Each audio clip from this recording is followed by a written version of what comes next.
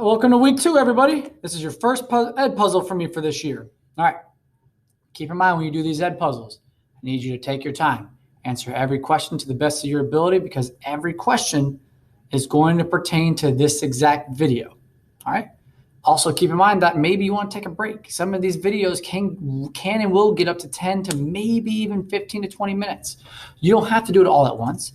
You can do 5, maybe 7 minutes in, answer a question, take a break, go to the bathroom, and then come back. And it'll start off right where you left off. What grade do you remember I said, yes, last week that you need to have in order for it to be a pass, in order for you to pass an ed puzzle? Yes, it's a 75. Anything over a 75, so you can get a 75, 85, 95, or 100, you're done, you passed, success. You did it, you've learned, you paid attention to the video, and I'm so happy and proud of you. What if you get anything below a 75? Correct. You have to message me, and you can message me under that same ed puzzle assignment tab. Hey, coach, reset the video for me. Reset the ed puzzle for me so I can go ahead and do that. All right, guys, let's do our first week in a glance. Welcome to week 2, everybody.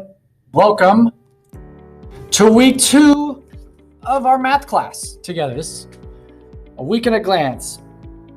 Just going to basically describe y'all everything we do. You guys always have access to this on Fridays. And then we go over it on Monday in an ed puzzle.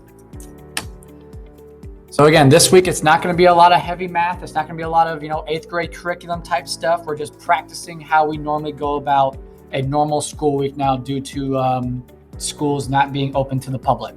Mondays, also known as an intro into this week's topic, involves ed puzzles, learning videos to watch, and Google Docs and forms to fill out from the ed puzzles. It's mostly heavy ed puzzles, guys. And again, let's watch a video on it to make sure we understand what they are.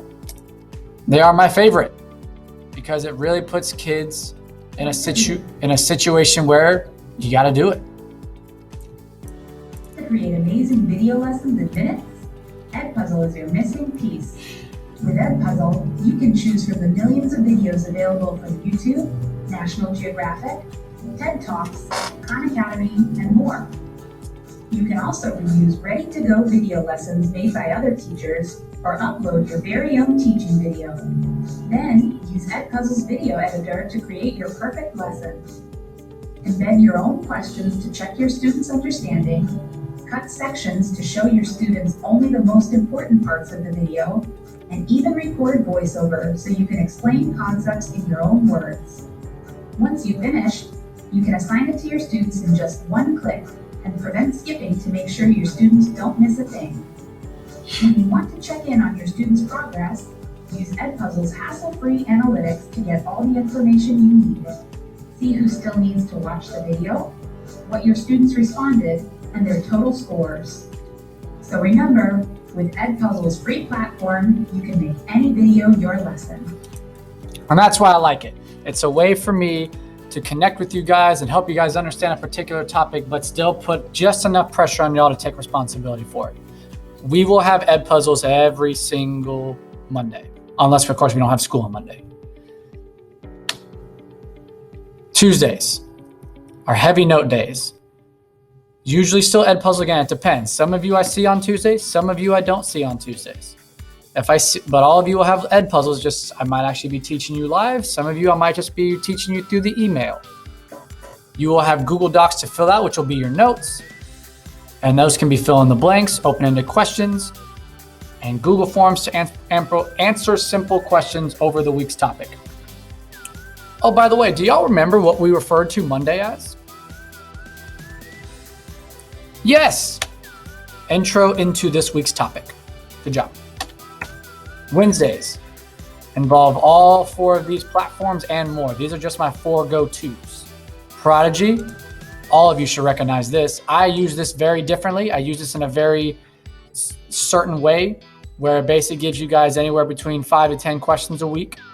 And it usually focuses more on y'all's individual math goals as individuals. And I don't like to put multiple choice questions in there.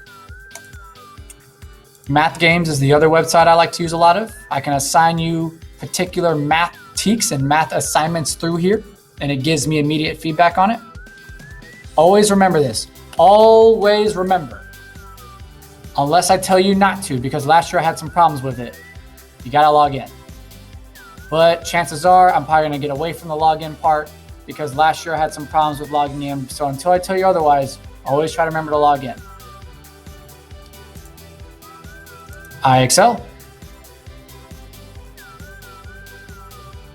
Another great free platform. I know you can only use it once a day, and sometimes it'll even say, you're out of questions. Well, as soon as you're out of questions, you just log off. Khan Academy is another one. Looks very similar to this. Have all sorts of topics I can help you guys with. It's not gonna let me scroll down. There we go. All these certain things. And remember, which one of these three, or I'm sorry, which one of these four do you definitely have to remind yourself to log in? Yes, math games. Because if you log yourself in and then do the actual math activity, it'll save your progress. Whether that's 3 out of 5 stars, you got 7 out of 10 questions correct. It's unfortunate when you do it and you're like, Coach, I got 10 out of 10. But then you log off and then you turn off your Chromebook and you come back the next day and all of a sudden those 10 questions never happened. I remember it, but maybe some weeks I don't. And all of a sudden we're weeks in and it shows you've done no progress because you've never logged in.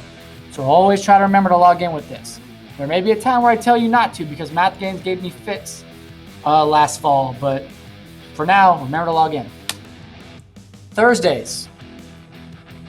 Ooh, before we go into Thursdays, what was the main idea for Wednesday? Do we remember what it was called? It was in orange. It was underneath the words Wednesday.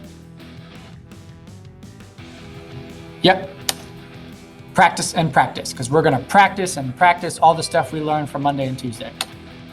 Thursday is review day. Review and play. We review certain topics and then we play a game. It might be a little bit different this year because I got to find out some fun ways for us to interact virtually. But like my Thursday crew who I get synchronously, we'll do Kahoots. My 5th and 6th period, we'll do Kahoots on Fridays because I won't see y'all on Thursdays. And then we'll probably do some sort of Quizlet or Quizzy, and then we end it with games. But the games always have a little bit of a twist where it's math related in some way. The kids loved it last year. We played Jenga and dominoes, Monopoly, certain things like that. And then Friday, it's the end of the week quiz. Now this week, again, try not to panic too much. It's not a lot of math. It's not a lot of heavy curriculum. It's not a lot of 8th grade stuff. It's just practicing what we should expect from our math class this year. It's usually one Google form, 1 to 15 questions. It's also important to know this is also a good time when if you're missing any late assignments, you go back and check them. Other things we need to remember. Each of you has individual and different math goals, so understand some of you may have different lessons on the same days. Each of my 2 math sections are different, synchronous and asynchronous, and some days will be different. Like 5th and 6th period will have Kahoots on Fridays, while my 1st and 2nd are having Kahoots on Thursdays. Every 3 weeks you'll have a test. Again, don't panic about the test part. But the test will be over those 3 weeks instead of just that week. Plan to have a quiz every Friday, unless there's school closure or other events may impact it. My office hours end at 8 p.m. So if you try to message me, I may not be able to respond until the next morning.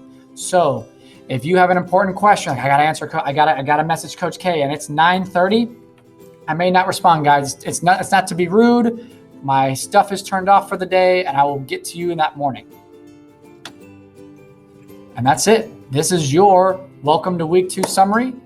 And you finished watching your first ed puzzle for me this year. Congratulations. I hope you got a 75 or above. Remember, if you don't get a 75 or above, what should you do immediately after this? Yes, message Coach K. You can do that through an email or actually on the assignments tab, which I'll show you on a separate ed puzzle. And you can just message reset the ed puzzle, Coach. Thank you. Restart it for me, Coach. Something as simple as that. Thank you, kids. Good job.